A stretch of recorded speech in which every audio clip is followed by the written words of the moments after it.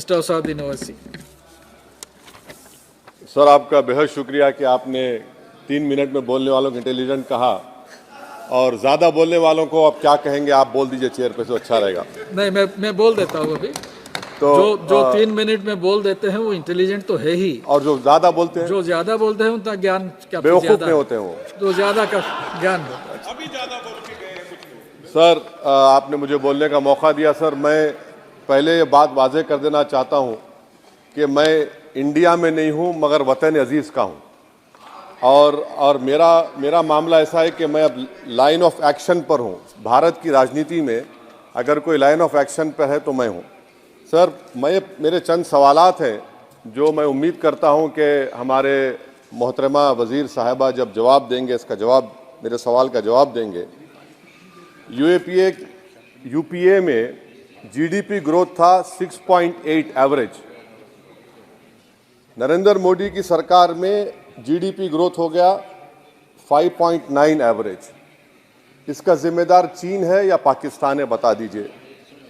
Fiscal deficit as percentage of GDP, fiscal deficit as percentage of GDP sir, वो था 4.7 UPA के time पर। नरेंद्र मोदी की सरकार में हो गया 5.1 एवरेज। इसका जिम्मेदार कौन है? हाँ, पाकिस्तान है। सही कह रहे हैं आप। मान लिया आपके अकल की तारीफ करता हूं। सर, इन्फ्लेशन है यूपीए के हुकूमत में 8% था, नरेंद्र मोदी की सरकार में 5% है।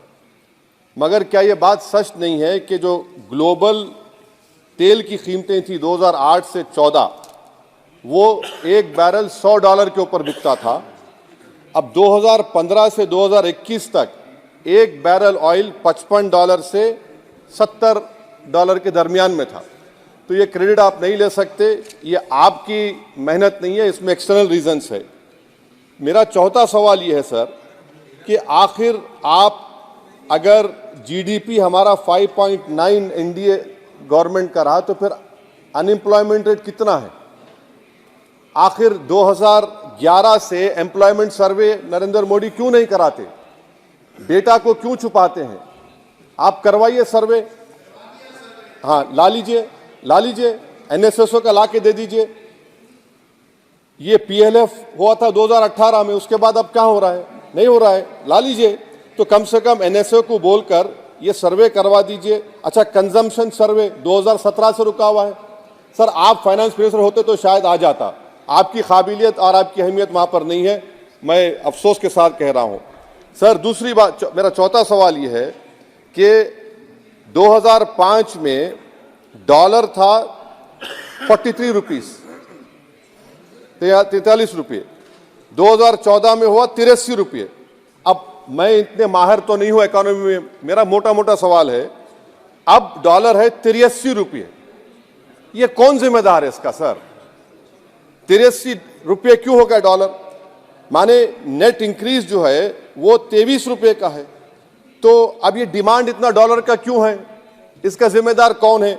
इसका जवाब शायद मोहतरमा देंगी।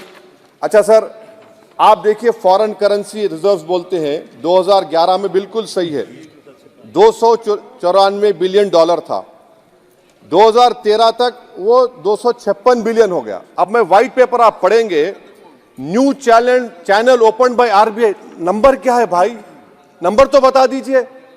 New channel open by RBI, number ही नहीं मालूम होता है।